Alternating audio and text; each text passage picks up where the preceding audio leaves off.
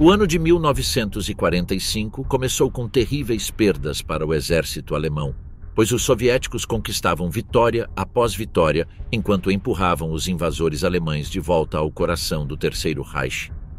No final de março, a maior parte das forças alemãs na frente oriental, conhecidas coletivamente como o Grupo de Exércitos Vístula, era composta por muitas unidades de treinamento inexperientes. Alguns soldados eram tão jovens que recebiam doces em vez de tabaco nas suas rações. A todos foi ordenado resistir e lutar sem abandonar suas posições. Apavorados com a possibilidade de recuar, o que quase certamente significaria uma execução imediata, muitos optaram relutantemente por se enterrar em um buraco de raposa ou se refugiar em um bunker. Lá, esperavam que os atacantes soviéticos lhes dessem a chance de se renderem, em vez de queimá-los vivos com lança-chamas ou despedaçá-los com granadas de mão. Infelizmente, as ordens de Stalin eram muito claras quanto à punição para os fascistas que traíram a União Soviética e submeteram cruelmente Stalingrado e Leningrado a um cerco implacável. Além disso, diante desses oficiais alemães inexperientes e jovens, estavam as tropas do general Georgy Zhukov, marechal da União Soviética. Zhukov foi o grande responsável pela vitória épica soviética na Batalha de Kursk. No início de 1945, ele também comandava um exército imparável que não pararia até chegar a Berlim. No início de abril, a atmosfera entre as tropas do Grupo de Exércitos Vístula era uma mistura de terrível pressentimento e desespero, enquanto os russos se preparavam para avançar sobre o rio Oder. Ali, ao longo das frentes do Oder e do Neisse, as tropas esperavam que a linha de frente fosse consumida pela maior concentração de poder de fogo já reunida pelos russos. O primeiro exército bielorrusso do general Zhukov e o primeiro exército ucraniano do general Konev se preparavam para atacar as forças alemãs que defendiam as posições a leste de Berlim. Para o ataque, o Exército Vermelho reuniu cerca de 2,5 milhões de homens, divididos em 4 exércitos. Contavam com o apoio de 41.600 peças de artilharia e morteiros pesados, bem como 6.250 tanques e canhões autopropulsados. Mas isso não era tudo. No dia 9 de abril de 1945, Königsberg, na Prússia Oriental, caiu nas mãos do exército soviético. Isso permitiu que o segundo fronte bielorrusso, sob o comando do marechal Konstantin Rokossovski, se deslocasse para a margem oriental do Oder. Durante as 2 primeiras semanas de abril, os soviéticos realizaram o redeslocamento de tropas mais rápido de toda a guerra. Estavam prontos para o ataque final. Neste momento, tanto o Exército Vermelho quanto o Exército Alemão lutavam com todas as suas forças. Os alemães, porque era a última chance de manter o Reich vivo, pelo menos por um tempo. Os russos, porque estavam muito perto de alcançar seu objetivo de chegar a Berlim antes dos americanos e britânicos. A lembrança de Stalingrado e Leningrado ainda estava muito presente em suas mentes, por isso sentiam um ódio especial por todos os soldados nazistas. Logo ficou claro para cada alemão que se render ou cair prisioneiro não era uma opção, pois ambas as possibilidades equivaleriam a uma morte certa. Mas se os soviéticos tinham Zhukov, o Grupo de Exércitos Vístula era comandado por um veterano experiente da Primeira Guerra Mundial, Gotthard Heinrichs. Heinrichs recebeu treinamento militar desde 1905, quando tinha 19 anos. Foi condecorado durante a Primeira Guerra Mundial, onde lutou tanto na frente oriental quanto na frente ocidental. Mais tarde, quando Hitler chegou ao poder, Heinrichs foi promovido primeiro a coronel e, em 1938, a general de divisão. Não era a primeira vez que Heinrichs enfrentava Zhukov em combate. Eles já haviam medido suas forças durante a Batalha de Kursk, em 1943. Durante a retirada alemã, Heinrichs ficou famoso por se recusar a seguir as ordens de Hitler de devastar tudo o que estava em seu caminho, incluindo campos e casas de civis. Essa insubordinação foi punida com uma licença forçada, ordenada por Hermann Göring. No entanto, em 1944, depois de apenas 8 meses fora do serviço, Heinrichs foi convocado novamente para lutar pelo Terceiro Reich, mas desta vez, o fracasso não era uma opção.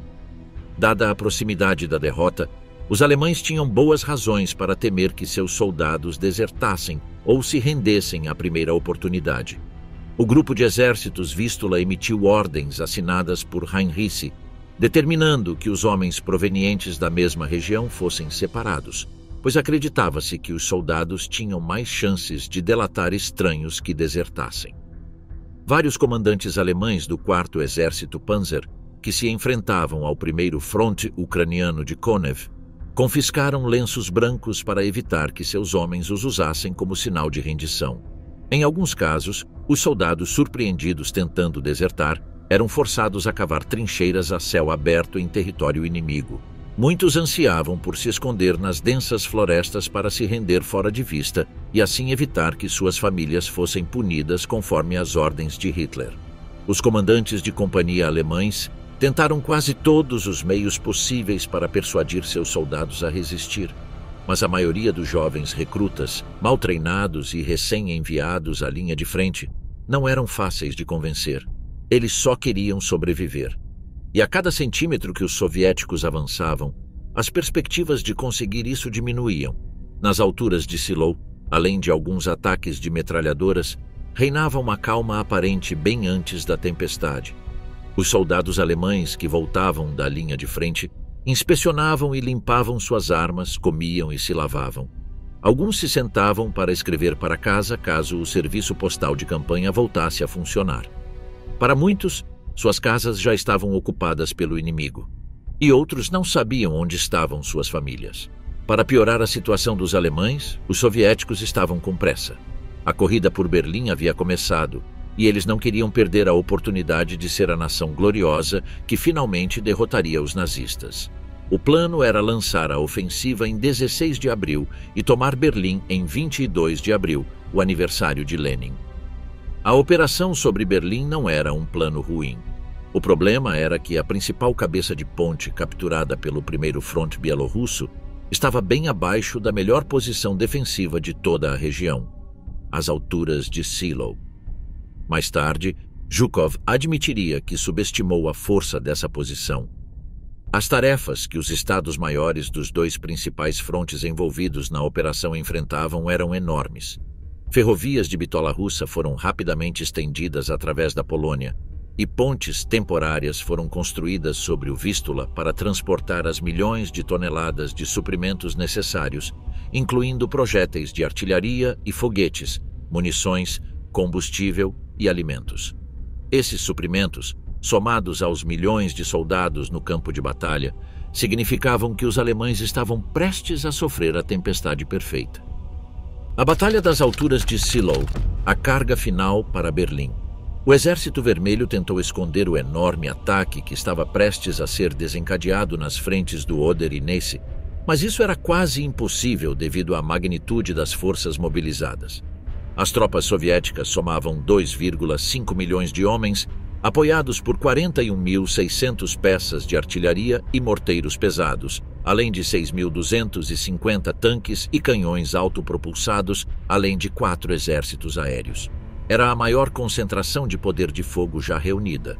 Enquanto isso, os principais generais soviéticos realizavam reuniões para preparar cuidadosamente o ataque. Foi decidido que o 1º Frente Bielorrusso de Zhukov e o 1º Frente Ucraniano de Konev atacariam no dia 16 de abril. Ao norte, o 2º Frente Bielorrusso de Rokossovski cruzaria o Baixo Oder. Em 14 de abril, da cabeça de ponte de Kustrin, foi lançado um reconhecimento de combate para testar a força das forças alemãs.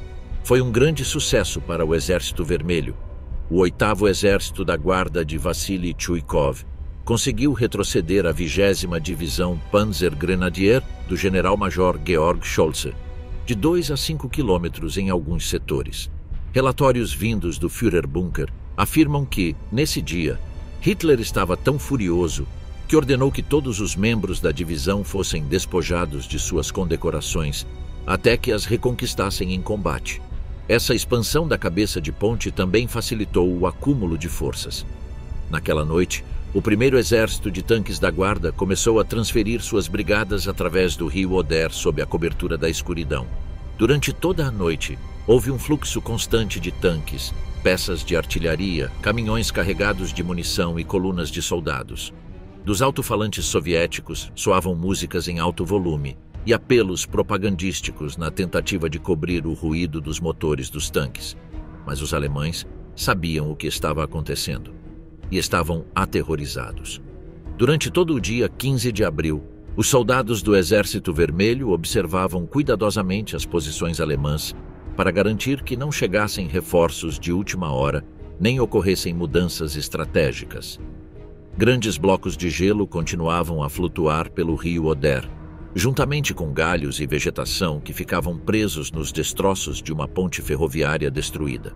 Nas florestas de pinheiros da margem oriental, ramos cortados camuflavam milhares de veículos blindados e peças de artilharia. Embora os comandantes soviéticos não duvidassem de que conseguiriam abrir caminho, estavam extremamente nervosos com a possibilidade de os exércitos americanos e britânicos chegarem primeiro a Berlim. Um cenário assim não seria apenas uma humilhação, mas algo ainda pior. Berlim pertencia à União Soviética tanto por direito de conquista quanto por direito de sofrimento. Cada comandante de exército havia sido advertido de que Stalin, seu comandante-chefe, estava esperando impacientemente no Kremlin boas notícias da frente. Apenas Zhukov, Konev e alguns de seus colaboradores mais próximos sabiam que a estratégia de toda a operação sobre Berlim estava desenhada para cercar a cidade primeiro e assim dissuadir os americanos e britânicos de entrar nela. Um oficial do regimento de guarda da Großdeutschland, encarregado de liderar um batalhão improvisado, constatou que muitos de seus jovens subordinados demonstravam pouca disposição para lutar em nome do nacional-socialismo. Alguns até desejavam ser feridos para serem evacuados para um hospital de campanha. O medo de uma execução imediata por desobediência os mantinha em suas posições, sujeitos a uma disciplina mecânica e sem convicção real. O desânimo dentro das linhas alemãs tornou-se evidente quando um alto-falante soviético começou a transmitir mensagens das posições do Exército Vermelho. Para o desagrado de seus superiores, diversos soldados responderam gritando perguntas aos soviéticos, mostrando um interesse incomum pelas condições de vida atrás das linhas inimigas. As principais preocupações dos combatentes alemães giravam em torno de seu destino caso se rendessem. Queriam saber se seriam enviados à Sibéria e como os civis nas zonas da Alemanha ocupadas pelas tropas soviéticas estavam sendo tratados. Essas dúvidas refletiam o crescente ceticismo sobre a causa que supostamente estavam defendendo e o desespero diante de um conflito que, para muitos deles, já estava perdido. Os oficiais alemães responsáveis pelas companhias empregaram várias estratégias para convencer seus homens a continuar lutando.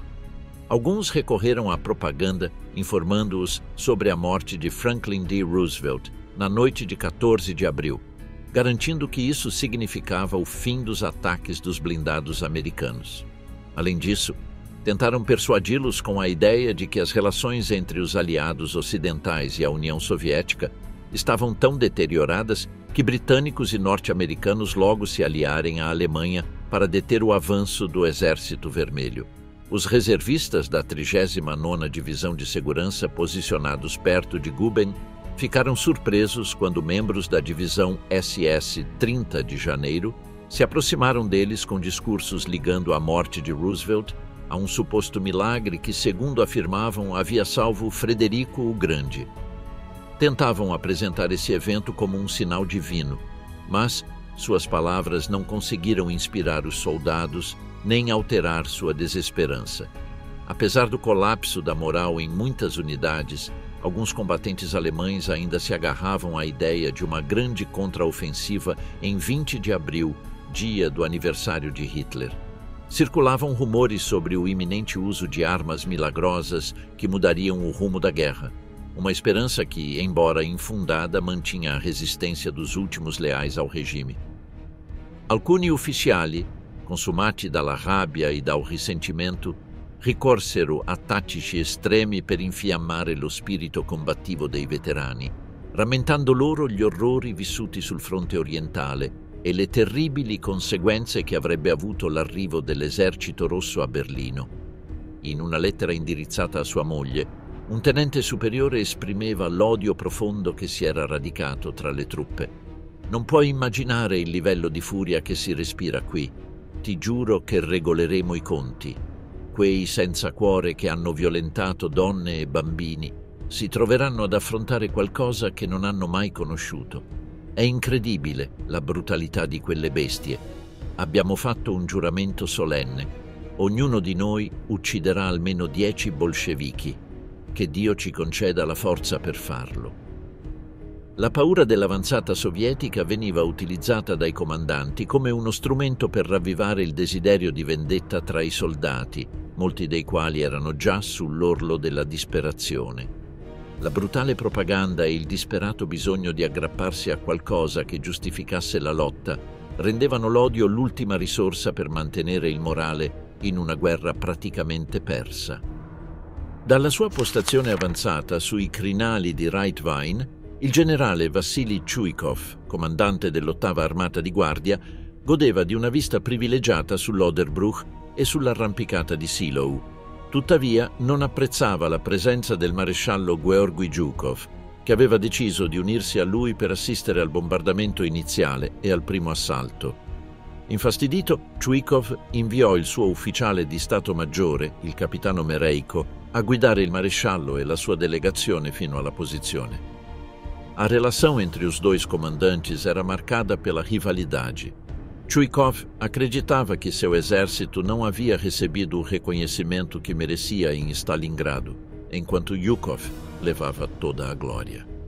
Além disso, comentários recentes de Zhukov sobre o atraso na tomada de Poznan irritaram Chuikov, que, por sua vez, criticara a ofensiva lenta em direção a Berlim em fevereiro.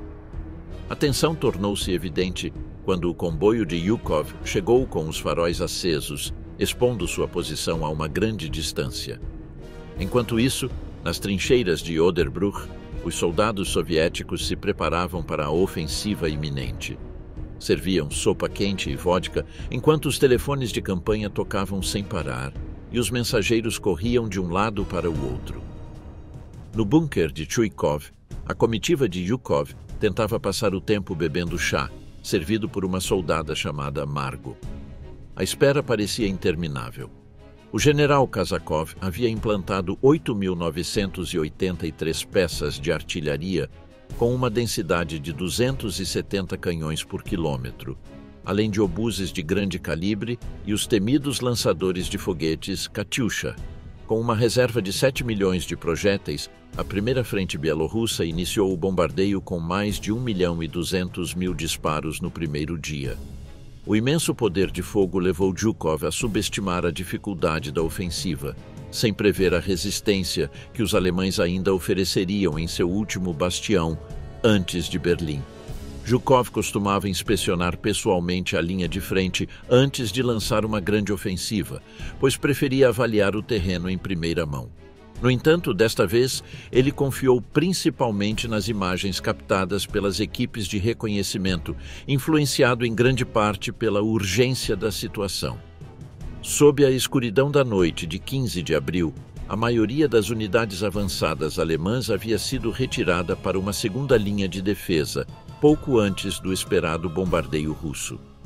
Nesta linha defensiva, as tropas haviam se entrincheirado profundamente.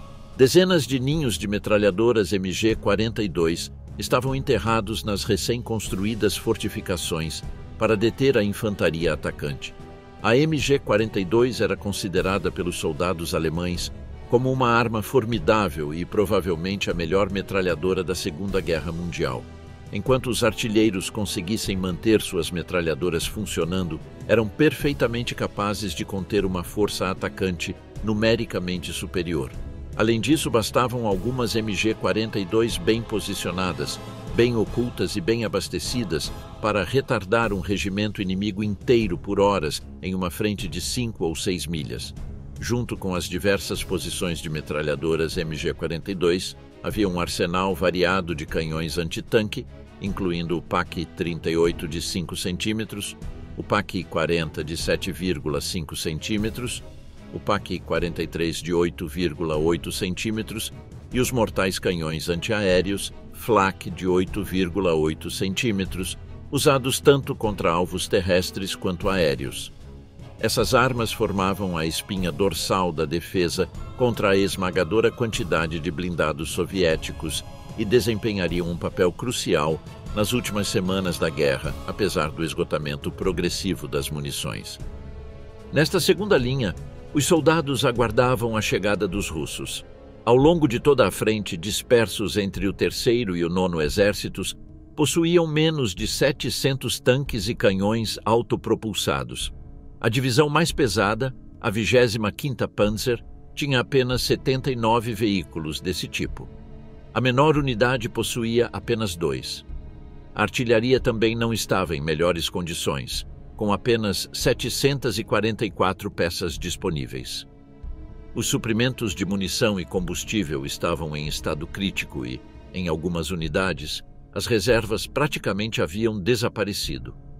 Frente ao principal ataque soviético estava o 56º Corpo Panzer, sob o comando do general Karl Weidling, conhecido entre seus homens como o Smasher Karl. Weidling recebeu a quase impossível missão de impedir a ruptura da linha principal da frente naquela área. A batalha final antes de Berlim começou ao amanhecer de 16 de abril de 1945, apenas 50 quilômetros a leste da capital alemã, sobre o transbordado rio Oder. Sinalizadores vermelhos explodiram no céu noturno, marcando o início de um massivo bombardeio de artilharia. Durante quase uma hora, uma tempestade de fogo e fumaça sacudiu a frente alemã. O estrondo de milhares de canhões, morteiros e dos temidos lançadores de foguetes, Katyusha, transformou a noite em um inferno de fogo e explosões. Segundo testemunhas, nunca antes na guerra se havia presenciado um bombardeio de tal magnitude.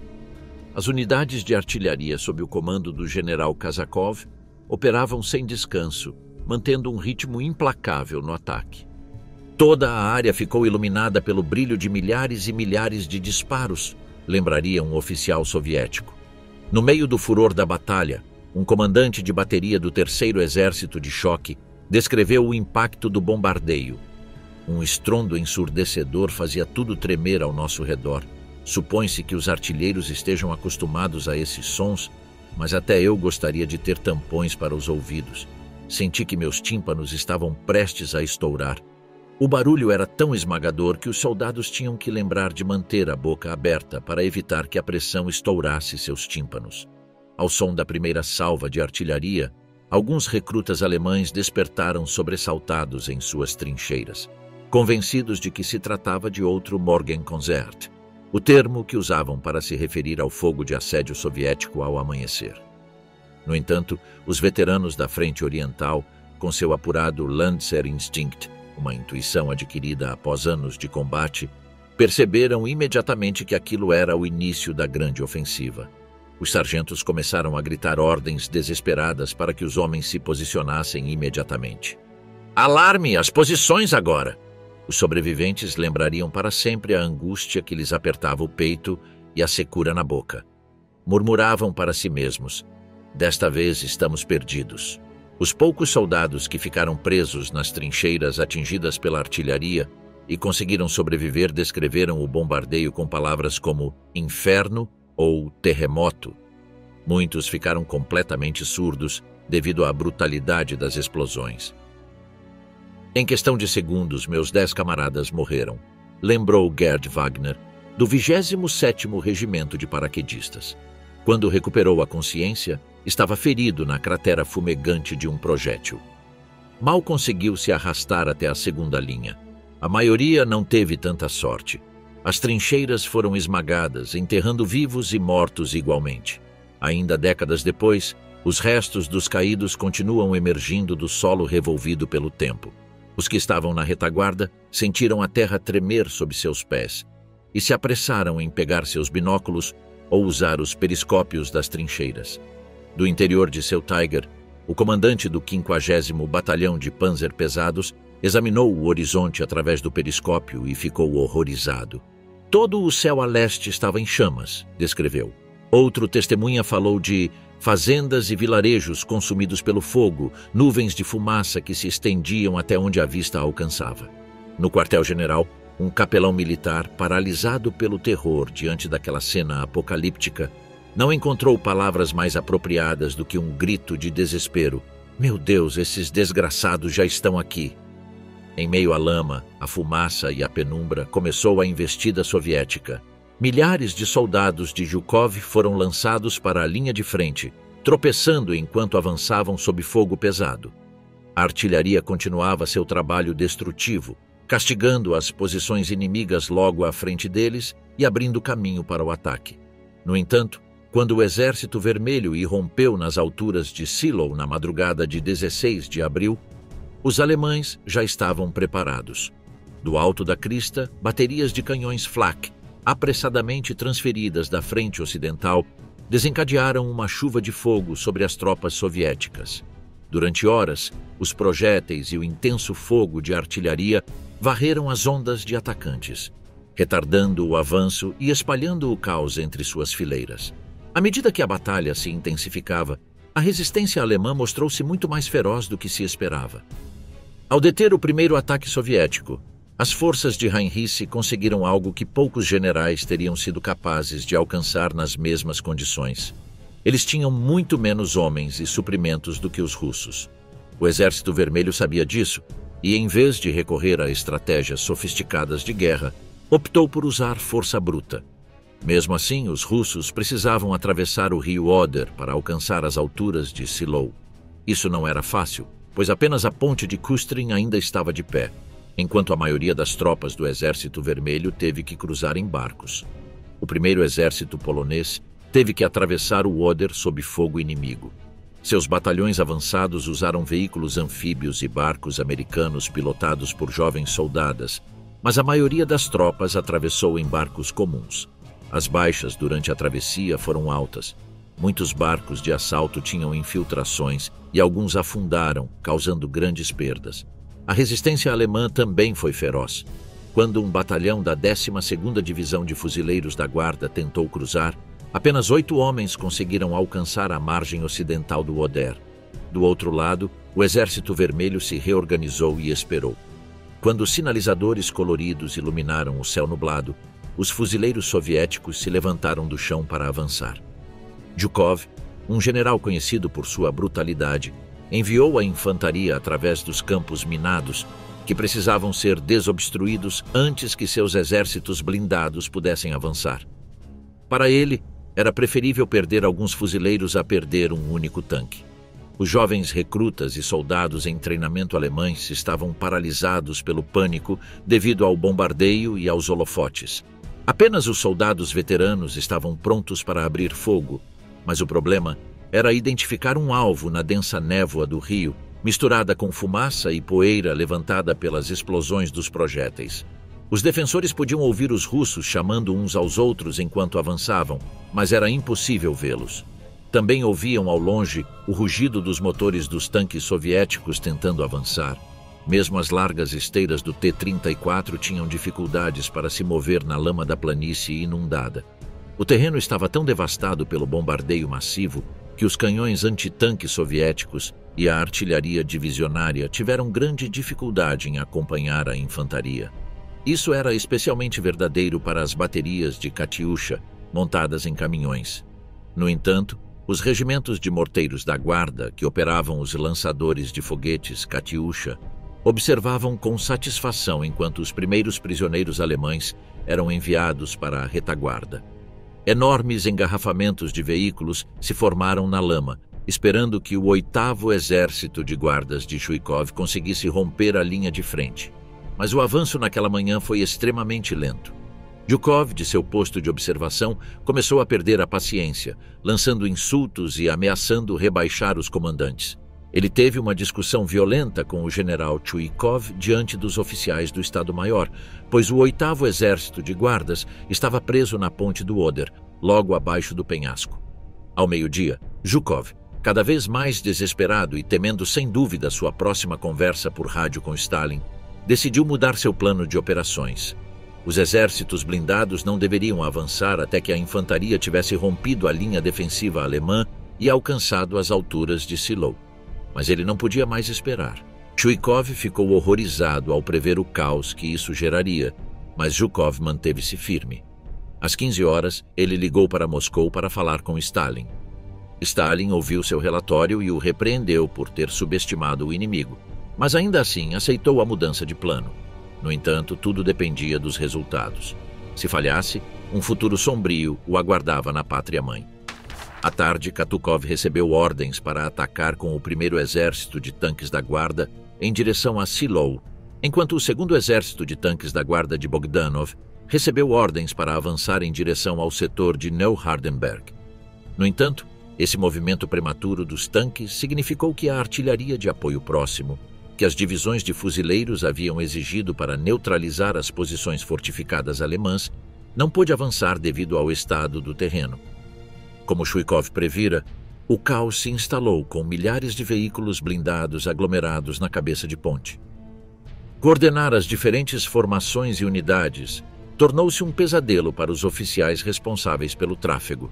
No flanco direito soviético, os tanques de Bogdanov sofreram grandes perdas devido aos canhões de 88 mm entrincheirados em Neuhardenberg, bem como aos ferozes contra-ataques de pequenos grupos armados com Panzerfaust. As brigadas de vanguarda de Katukov, no flanco esquerdo, foram surpreendidas ao avançar por uma estrada ao sudeste de Shiloh. Ali começou um combate devastador entre blindados quando se depararam com os temidos Tiger do 502º Batalhão Panzer Pesado SS, que mantinham a linha defensiva.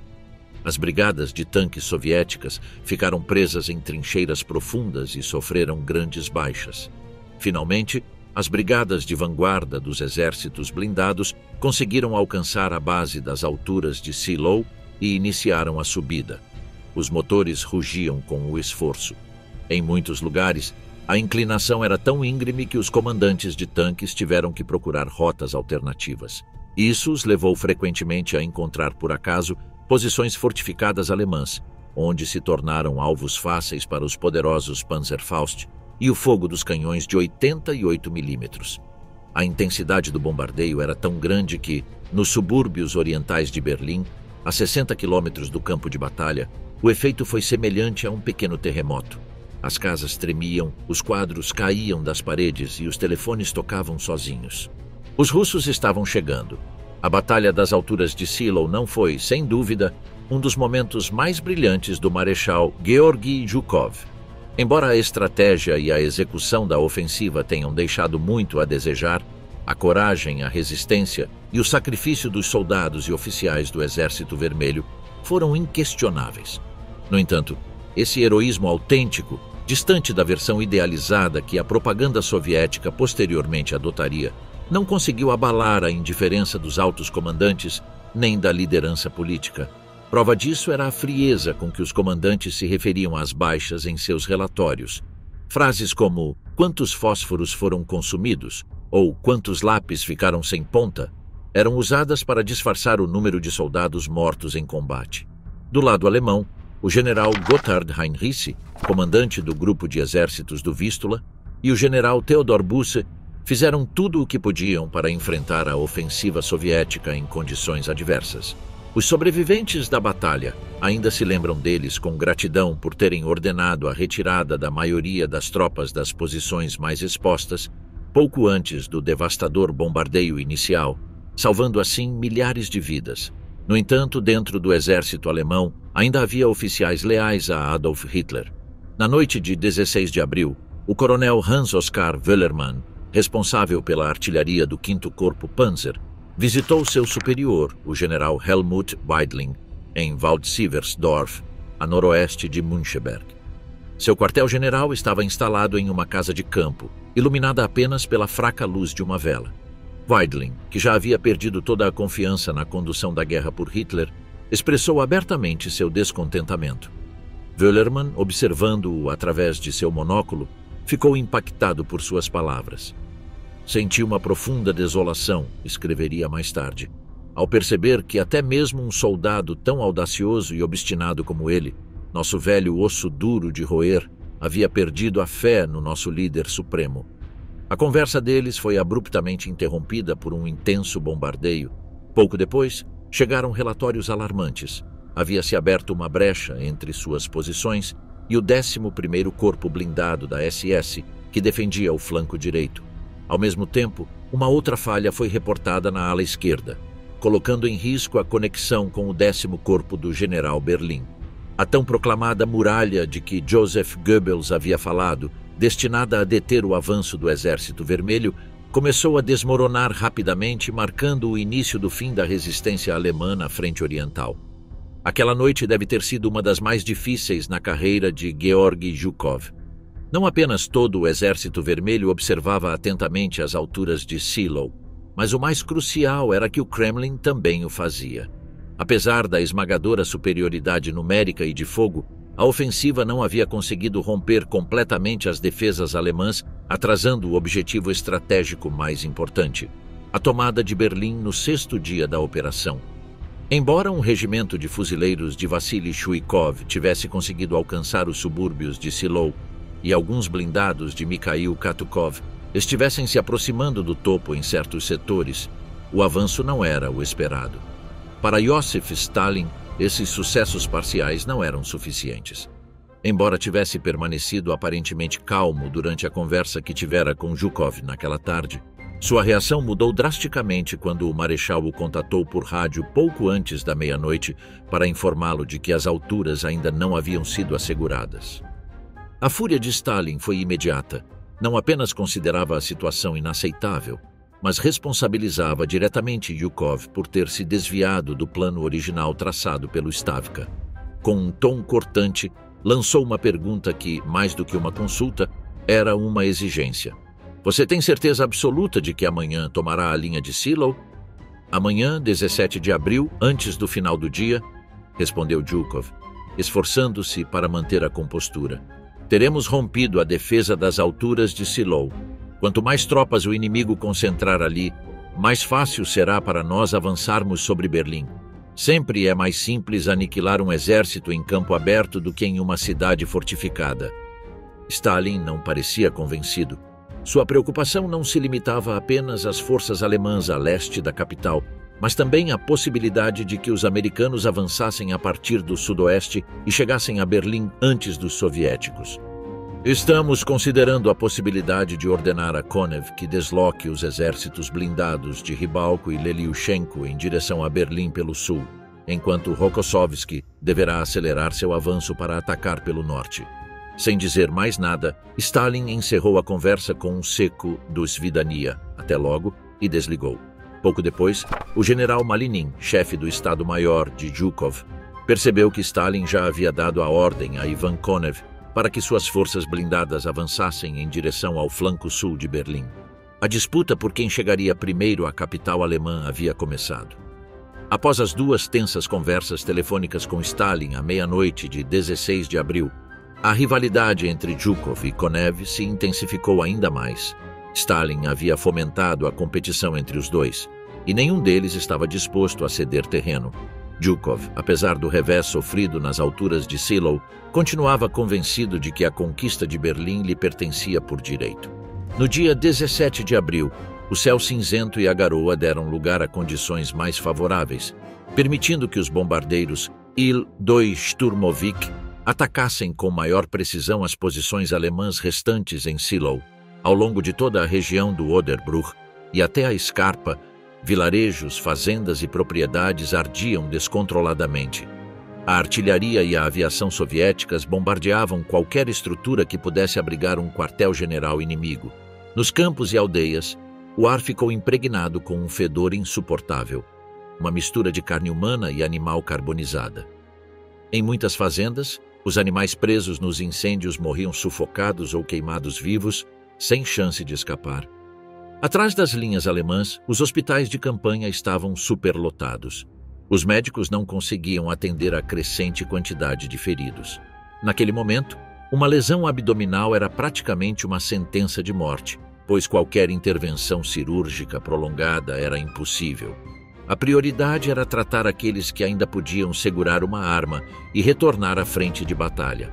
Para isso, oficiais especiais foram designados aos centros médicos com uma missão clara: identificar os feridos que ainda podiam lutar e enviá-los armados de volta às trincheiras.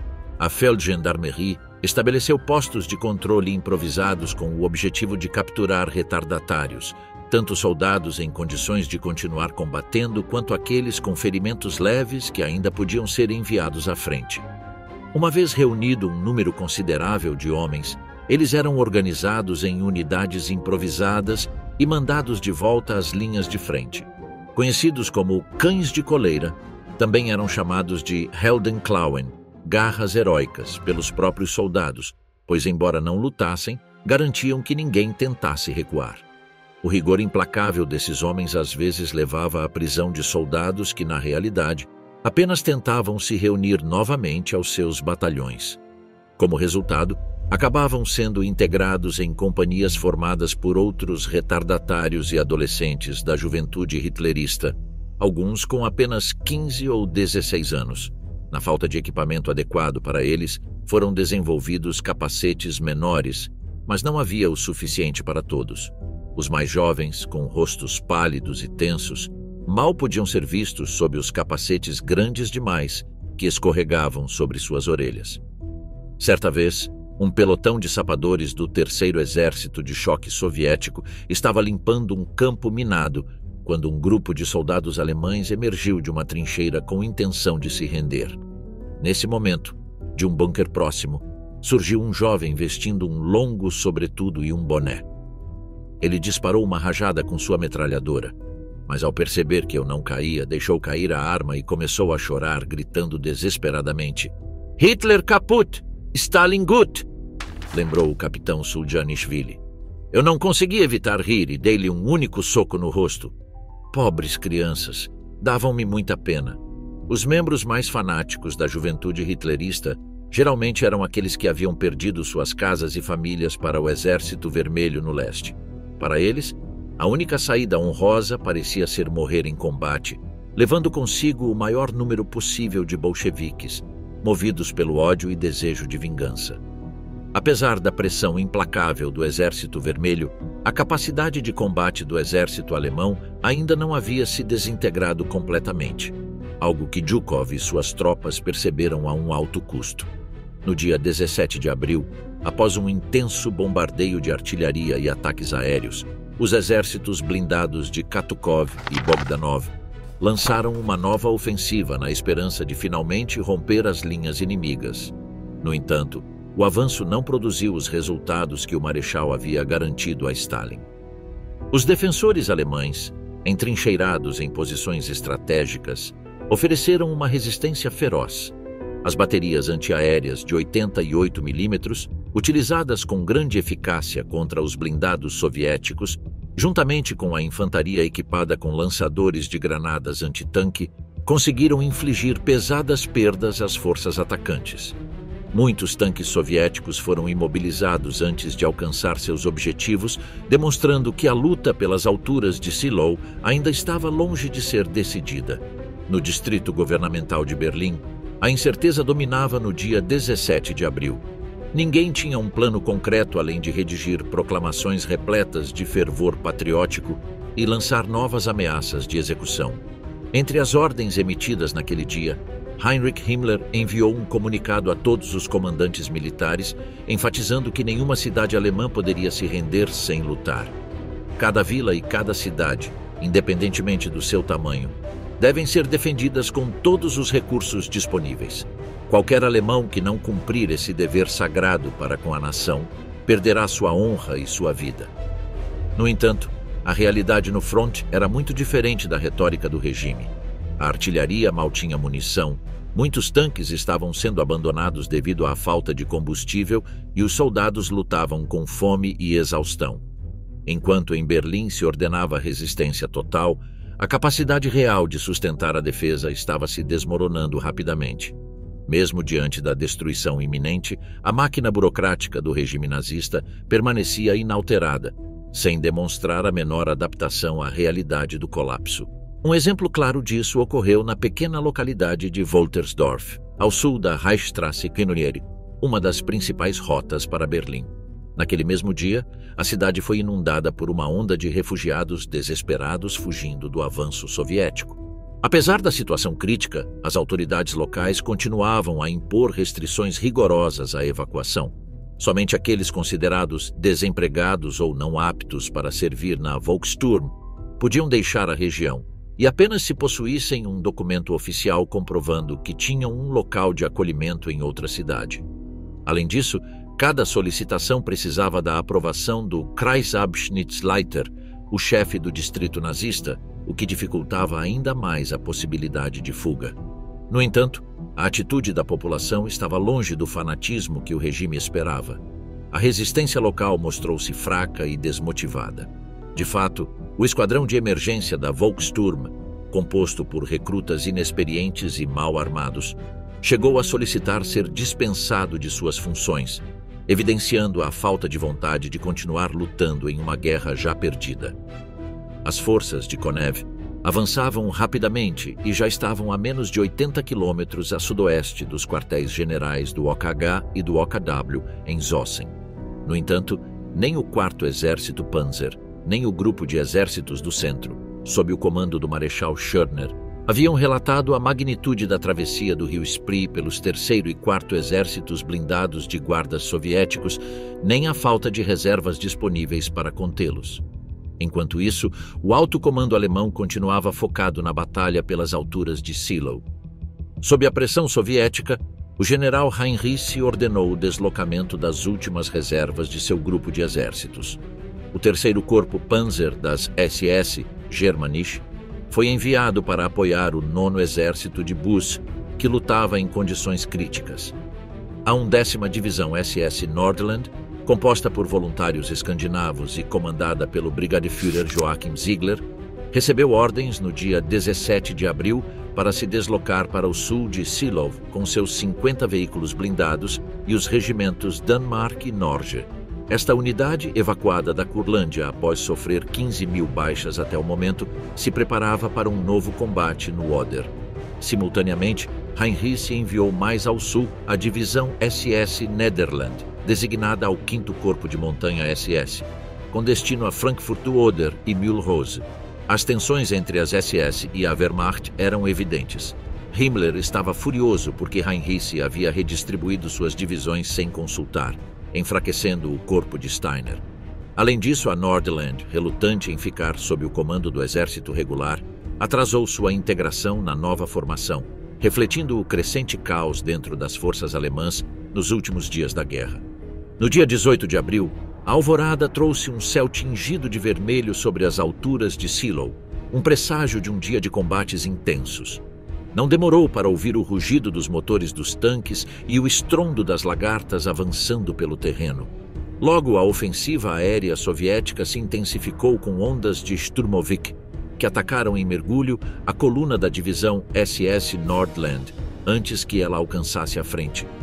Os Panzer Grenadiers que viajavam em caminhões abertos ficaram expostos ao bombardeio, sofrendo uma chuva de terra e estilhaços. Enquanto isso, o Brigadeführer Joachim Ziegler apressou-se em informar ao general Weidling que sua divisão estava atrasada, pois os veículos ficaram sem combustível. Weidling, desesperado para reforçar sua defesa, recebeu a notícia com fúria, consciente de que a situação em Seelow piorava a cada minuto. Em 19 de abril de 1945, o 9º Exército Alemão começou a se desmoronar em várias direções, como temia o general Theodor Buss. Com a tomada de Riesen pelo Exército Vermelho e o avanço soviético em direção a Neuhardenberg, as forças alemãs foram forçadas a recuar. O 101º Corpo seguiu em direção a Eberswalde. O 5º Corpo Panzer de Helmut Weidling recuou em direção a Berlim, e o 11º Corpo Blindado SS se moveu para Fürstenwalde, com a divisão Kurmark mal mantendo uma dúzia de tanques Panther. Nesse mesmo dia, o 1º Exército Blindado da Guarda e o 8º Exército da Guarda soviéticos avançaram de Seelow pela Reichsstraße Primeirbay em direção a Müncheberg. Os restos da 9ª Divisão de Paraquedistas, reorganizados um dia antes, fugiram novamente em pânico, gritando: "Os russos estão vindo!" A divisão SS Nordland, que finalmente chegou à frente, conseguiu reagrupar alguns desses paraquedistas e liderou um contra-ataque inicial bem-sucedido. No entanto, a retirada rapidamente se transformou em um caos, com tropas alemãs e refugiados civis misturados em uma coluna desordenada, enquanto os oficiais tentavam manter a ordem com gritos e ameaças. Ao longo da estrada, a Feldgendarmerie e unidades das SS executavam desertores presumidos sem qualquer registro, pendurando alguns dos condenados nas árvores. As juventudes hitlerianas não foram exceção a essa repressão brutal. Estima-se que, em 1945, entre 10.000 e 25.000 soldados alemães foram executados por covardia. Ironicamente, enquanto as SS puniam os desertores, muitas de suas próprias unidades receberam ordens de se retirar para Schleswig-Holstein, na fronteira com a Dinamarca, longe da frente soviética. No entanto, eles não sabiam que, no mesmo dia, o segundo exército britânico havia alcançado o rio Elba, selando ainda mais o destino do Terceiro Reich. O 19 de abril de 1945 amanheceu com um céu limpo, permitindo que a aviação soviética operasse com precisão sobre o campo de batalha. Sempre que os Sturmovik atacavam, soldados e civis se jogavam nas valas para evitar serem atingidos. Nas aldeias próximas, mulheres e meninas, aterrorizadas com a chegada do Exército Vermelho, imploravam aos soldados alemães que as levassem com eles. Enquanto isso, a situação na frente desmoronava rapidamente.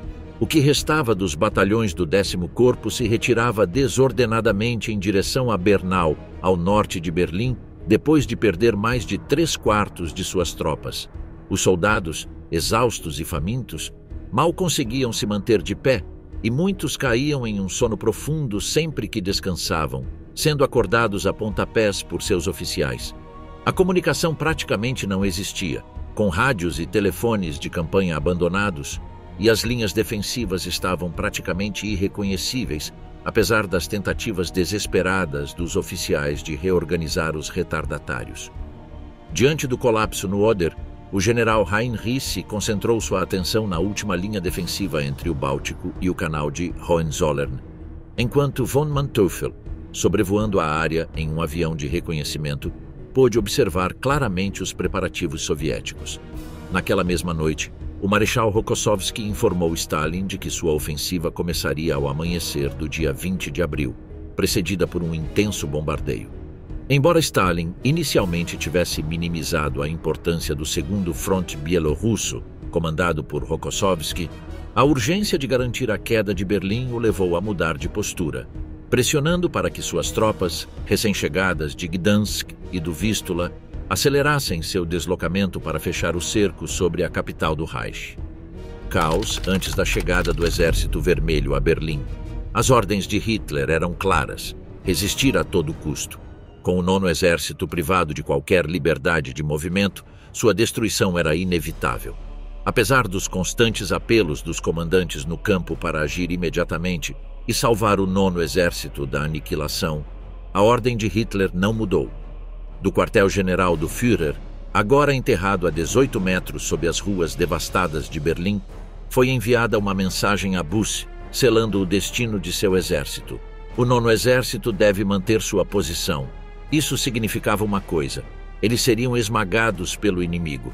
Em 22 de abril, as forças de Busse estavam quase completamente cercadas e à beira da aniquilação total.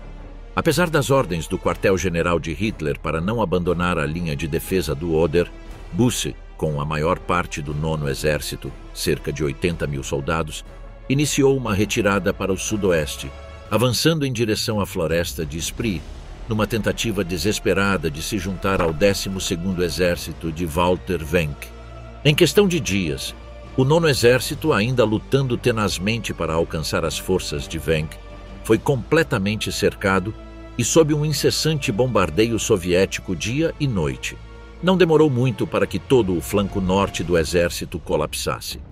Os restos da unidade começaram a se mover por estradas, trilhas e campos, tentando escapar do massacre. Durante sua exaustiva jornada, as tropas exaustas adentraram uma floresta próxima à grande aldeia de Halbe. Foi lá que os sobreviventes do 9º Exército enfrentariam o que muitos deles chamariam de o Massacre de Halbe.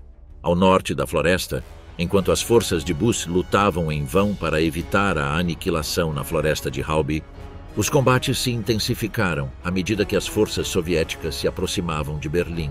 Em 25 de abril, a capital estava completamente cercada, e no dia seguinte 500.000 de soldados soviéticos começaram a abrir caminho brutalmente pela cidade.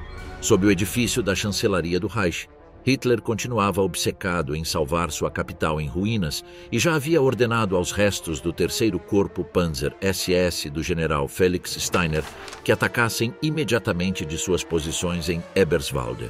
Sua missão era avançar para o sul e interromper a ofensiva soviética contra Berlim.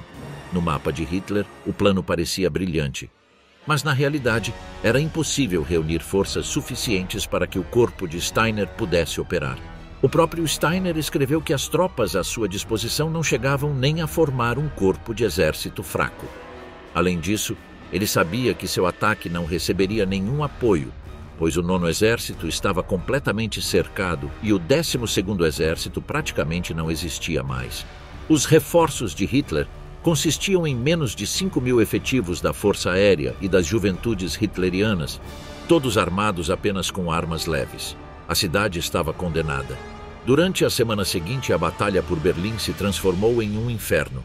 Fiéis ao seu lema, "Minha honra é minha lealdade", os soldados das Waffen-SS lutaram ferozmente ao lado dos membros das Juventudes Hitlerianas, da Força Aérea, tropas do Exército e várias unidades paramilitares urbanas. A esses soldados fanáticos foi ordenado lutar até a morte, e qualquer um que fosse pego desertando ou evitando seu dever era executado imediatamente pelo batalhão de escolta pessoal de Heinrich Himmler e pendurado no poste de luz mais próximo. No entanto, mesmo nos últimos dias da guerra, o Exército e as SS demonstraram ser uma máquina de guerra eficaz, formidável e implacável. Apesar da falta de suprimentos e armamentos, conseguiram deter temporariamente vários ataques soviéticos. Durante os últimos dias do Terceiro Reich, Hitler se obsessou com a ideia de que a agressão fanática ainda poderia trazer vitórias. Em alguns setores, sua estratégia de resistência extrema conseguiu retardar os soviéticos, mas a um custo devastador em homens e recursos. No entanto, as intensas batalhas ao redor de Berlim retardaram o avanço do Exército Vermelho, imobilizando um grande número de tropas e blindados soviéticos. Além disso, essa resistência impediu que grande parte do Exército Vermelho chegasse ao Mar Báltico, o que os alemães acreditavam que afetaria gravemente o programa de treinamento dos submarinos U-Boat. O Mar Báltico foi uma rota-chave durante toda a guerra para transportar suprimentos essenciais para o Grupo de Exércitos Norte, e sem essa artéria vital, as operações alemãs seriam gravemente afetadas. Hitler deixou claro que era imperativo que as tropas mantivessem a frente e travassem uma batalha estática de desgaste, até que outras áreas da frente oriental pudessem se estabilizar. Geograficamente, a batalha a leste de Berlim foi uma operação defensiva-chave para os alemães. Cada soldado estava ciente da importância de segurar cada metro de terreno possível e continuar lutando até o último suspiro para evitar o colapso total da frente. No entanto, de maneira lenta e sistemática, o Exército Vermelho foi desgastando e dizimando as forças alemãs, forçando-as a recuar cada vez mais em direção ao coração do Reich, lutando com uma resistência desesperada onde quer que pudessem. Quando as últimas tropas alemãs foram finalmente expulsas do solo russo e báltico, o Exército Vermelho se proclamou conquistador do fascismo. Agora, sua próxima missão era penetrar na Alemanha e tomar Berlim. A batalha pela capital do Reich foi uma das campanhas mais monumentais para os soviéticos, e o número de mortos em ambos os lados foi colossal. Não existem números exatos de baixas, mas estima-se que apenas em abril de 1945, 1 milhão de homens morreram ou ficaram feridos. Após a rendição de Berlim em 2 de maio de 1945, a vontade de luta das forças alemãs restantes, especialmente os últimos restos dispersos do grupo de exércitos Vístula, desmoronou rapidamente. As alturas de Shiloh foram o cenário de um dos bombardeios mais destrutivos da história da humanidade. Os soldados alemães que sofreram e sobreviveram a esse ataque devastador, em grande parte graças aos esforços do general Gotthard Heinrich, mostraram uma resistência quase heróica. No entanto, as ordens do general soviético Zhukov foram implacáveis e os alemães foram finalmente esmagados, abrindo assim o caminho para a tomada de Berlim, a capital do Terceiro Reich. A Batalha das Alturas de Seelow marcou a derrota da última linha de defesa que poderia ter salvado o Reich. Mas isso apenas significou que a Segunda Guerra Mundial, o conflito armado mais mortal da história, continuaria por mais tempo, deixando feridas dolorosas e permanentes em todos os países envolvidos. Por essa razão, a Batalha das Alturas de Seelow deve ser considerada uma das batalhas mais significativas da história mundial.